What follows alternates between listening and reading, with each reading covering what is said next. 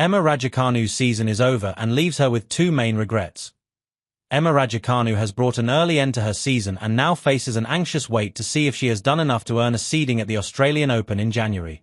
It rather sums up Raducanu's year that a generally positive season ends on a downward note, with the 22-year-old opting to pull out of her two final events in Tokyo and Hong Kong as a result of the physical struggles she encountered in China.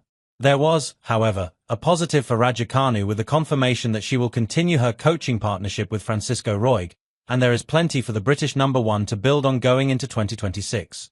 For a start, after two injury-disrupted years in 2023 and 2024, Raducanu's body mostly held up to the demands of a full season in 2025. She played a career-high 50 matches in the year and entered all of the top 15 tournaments on the calendar, the 4 Grand Slams and the 11 WTA 1000 events, for the first time. There are signs that she has rectified issues with her scheduling and found consistency in life on tour. It wasn't until the very end of the year, amid brutally hot and humid conditions in China, that Raducanu toiled physically and was forced to retire from her match against An Li in Wuhan. The decision to end her season early to focus on recovery appears to be a wise one after also struggling in her first-round defeat at the Ningbo Open.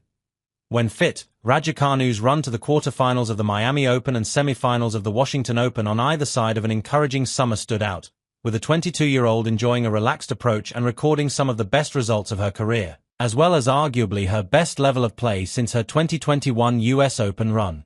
She left Wimbledon having offered a taste of that, too, following her thrilling third-round battle with world number 1 Aryna Sabalenka under the roof of centre court. In terms of lows, Raducanu experienced a couple of distressing moments, having to deal with a man who exhibited fixated behavior towards her during a match in Dubai in February.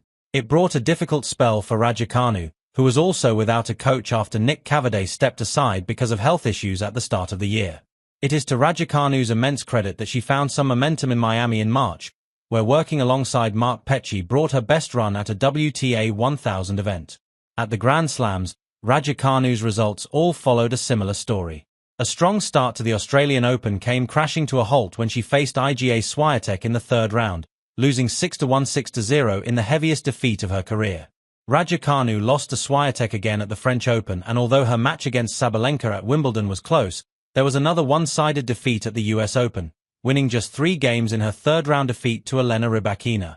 There was not much luck in Raducanu's draws, but her results against the best in the world leave no hiding from the reality of the difference between the top 30 and the top 10. Raducanu also pushed Sabalenka close in Cincinnati, but again fell short to the US Open champion. It was the story of Raducanu's season that she put herself in a position to challenge the best in the world, but ultimately did not manage to claim a statement win. She finished the season with a 1-10 record against top 10 opponents, with her only win coming against Emma Navarro during her run to the Miami Open quarterfinals. While Raducanu recorded 2 wins over Amanda Anisimova at the start of the season, including in the second round of the Australian Open, the American found the kick that Raducanu could not to suddenly leap into contention at some of the biggest tournaments. Anisimova finished the year with 2 Grand Slam finals, 2 WTA 1000 titles and at a career high of number 4 in the world. It is perhaps a way of illustrating that Raducanu is not that far away. Raducanu's 2025 record against top 10 opponents: L vs Swiatek, 2, Australian Open, 1-6 0-6. W vs Navarro, 8, Miami Open, 7-6, 8-6, 2-6 7-6, 7-3.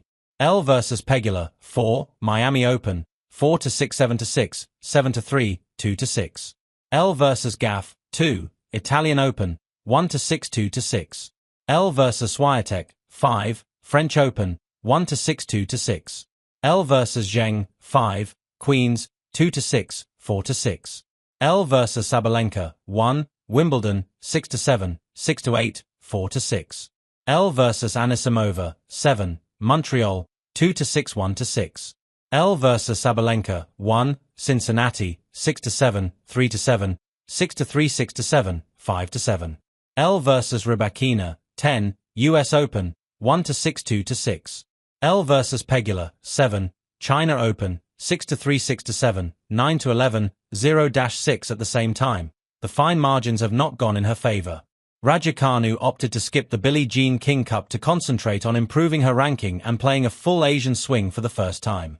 Instead, Raducanu suffered 2 of the most agonizing defeats of her career, spurning 3 match points against Barbora Krejcikova at the Korea Open and another 3 match points against world number 7 Jessica Pegula at the China Open in the very next event.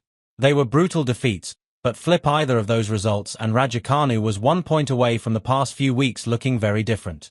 Still, in the WTA race rankings, Raducanu is 27th and should enter 2026 having solidified her place in the world's top 30, which would be enough to be seeded for the Australian Open at the start of next year.